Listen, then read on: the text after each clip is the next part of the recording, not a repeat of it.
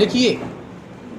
सभापति महोदय, राष्ट्रपति जी के अभिभाषण पर जो धन्यवाद का प्रस्ताव सदन के सामने प्रस्तुत है, उसका समर्थन करने के लिए मैं खड़ा हुआ हूँ। राष्ट्रपति जी का जो अभिभाषण है, उनमें देश के लिए नई दिशा का निर्देश देने की कोशिश की गई है। राष्ट्रपति अभिभाषण देश को नई दिशा देने की दिशा में बहुत ही उचित कदम है।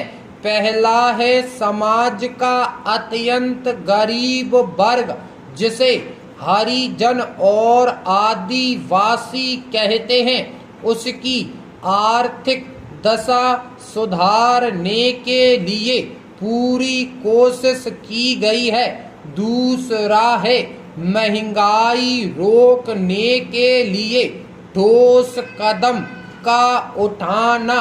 और तीसरा है जनता पार्टी की पैदा की गई स्थितियों को पूर्ण रूप से समाप्त कर शांति स्थापित करना। चौथा है आर्थिक स्थिति को मजबूत करना। पांचवा है किसानों की हालत सुधारने के लिए योजना बनाना। और छठा है नेहरू जी की विदेश नीति का अनुसरण। इन 6 भागों में राष्ट्रपति के अभिभाषण को बांट देंगे तो देखेंगे कि इससे अच्छा दिशा निर्देश दिया ही नहीं जा सकता था। पैराचेंज। अध्यक्ष महोदय, मैं खास तौर से एक बात दिल्ली के बारे में कहना चाहता हूँ। यहाँ पर भारत सरकार के कार्यालय और दूसरे देशों के दूतावास हैं। बड़े बड़े अमीर लोगों की कॉलोनियों की सड़कें बहुत अच्छी हालत में हैं, लेकिन पुरानी दिल्ली और देहाती इलाकों में यदि सड़क पर दृष्टि डाली जाए तो बहुत ही खराब हालत है।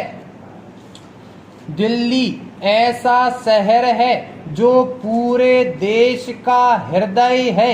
यह भारत की राजधानी और एक बड़ा नगर है। यहाँ हर साल लोगों की संख्या बढ़ती जा रही है, जिसके कारण नई बस्तियां और कॉलोनियां बनती जा रही हैं। आप उन कॉलोनियों में जाकर सड़कों की हालत देखें। वहाँ की हालत बहुत खराब है, जिसकी तरफ सरकार को विशेष रूप से ध्यान देना चाहिए। इस संबंध में मैं कुछ सुझाव इस सदन के सामने रखना चाहता हूँ।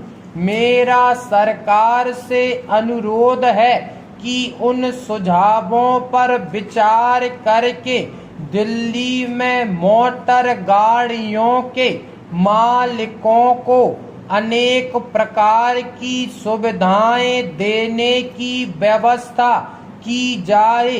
सबसे पहली बात तो यह है कि सड़कों की हालत जहाँ जहाँ खराब है, वहाँ उनको जल्दी ठीक किया जाना चाहिए, जिससे कि मोटर गाड़ियों को कोई नुकसान का सामना न करना पड़े। Full stop.